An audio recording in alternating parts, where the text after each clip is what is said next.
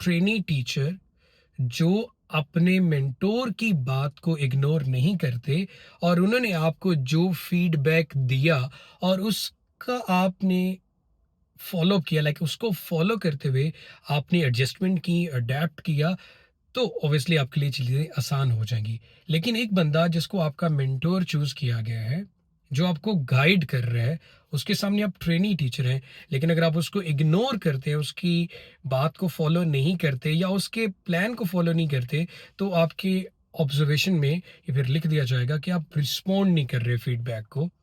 उसके बाद कुछ लोग ओवरवेल्म्ड हो जाते हैं कि यार मेरा 10 साल का एक्सपीरियंस है मेरे कंट्री से और इस टॉपिक को मैंने आज तक ऐसे पढ़ाया है और मुझे अब ऐसे कहा जा रहा है।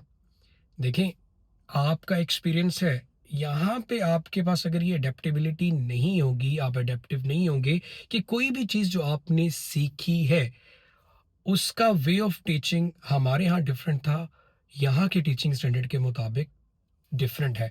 उसमें कल्चर भी डेफिनेटली मैटर करेगा, उसमें ऑडियंस भी मैटर करती है, आपके स्टूडेंट्स भी मैटर करते हैं।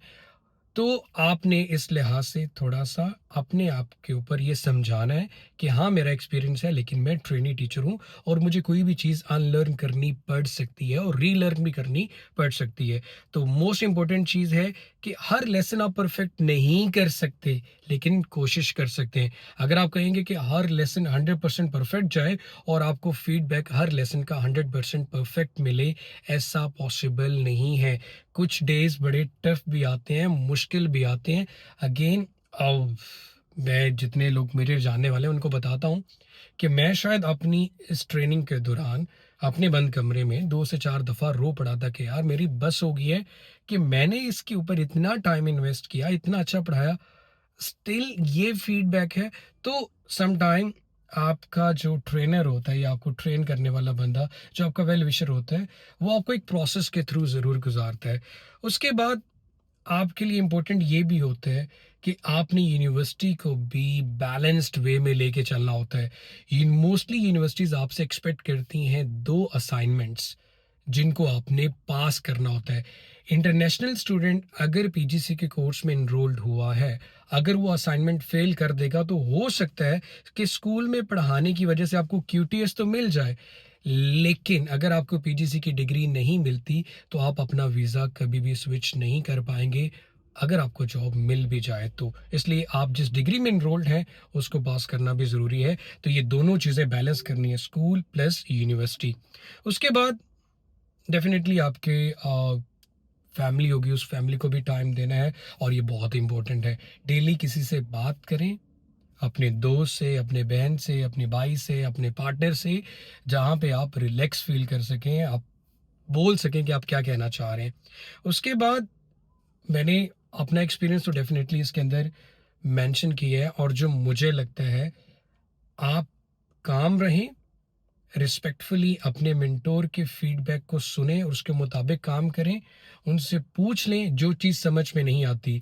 जो डिफरेंस मुझे समझ में आया कि हमारे यहाँ अगर ऐसा होता था, या हो सकता है अब नहीं होता होगा, कि अगर आपको कोई चीज़ नहीं आती और आप पूछ लेते हो तो आपके लिए एक बड़ा ताना था, यार तू हुन एमफिल किया है, तू हुन ए भी पूछेंदा।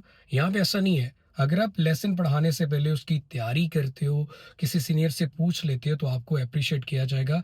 तो पूछने से कभी भी ना घबराएं, इससे आपकी इज्जत कम नहीं होती। तो हमेशा गलती करने से पहले अगर आप पूछ लेंगे, एडवाइस ले लेंगे, तो एटलीस्ट जो आप 30-40 बच्चों को पढ़ा रहे हैं वो नुकसान से बच जाएंगे। आपको अपने सब्जेक्ट के ऊपर जब आप यहाँ पे आएँ, किसी टॉपिक को पढ़ाएं, यहाँ आके यहाँ की जो वीडियोस हैं, यहाँ के जो टीचर्स हैं, उन्होंने जो वीडियोस अपलोड की हुई हैं, उन वीडियोस को ज़रूर देख लें। इससे आपका जो नॉलेज है वो थोड़ा सा इस तरह से रिफ़्रेश होगा कि यहाँ के मुताबिक एग्जांपल्स आपको एको करेंगी जब आप क्लास में पढ़ा रहे होंगे। आपने अपनी बुक से, अपने सिलेबस से या अपनी टेक्स्ट बुक से जो एग्जांपल्स ली हुई हैं, वो हो सकता है बच्चे को समझ में ना आए, आपका जो बात करने का तरीका है वो समझ में ना आए, लेकिन जब आप इस यहाँ के लोकल टीचर्स की, यहाँ के रहने वाले टीचर्स की वीडियो सुनेंगे तो आप बड़े रिलेटेबल लगेंगे, तो वो बहुत ज़रूरी होता है।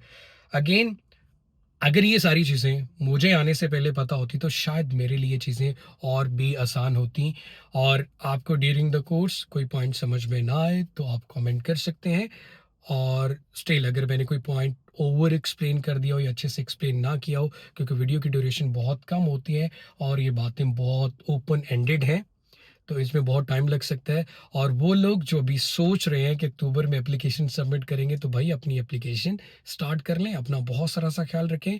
और फर्दर डिटेल या फर्दर हेल्प के लिए आप डिस्क्रिप्शन पे गिवन डिटेल पे कांटेक्ट कर सकते हैं। अपना बहुत सारा सा ख्याल रखिएगा। अल्लाह हाफिज़।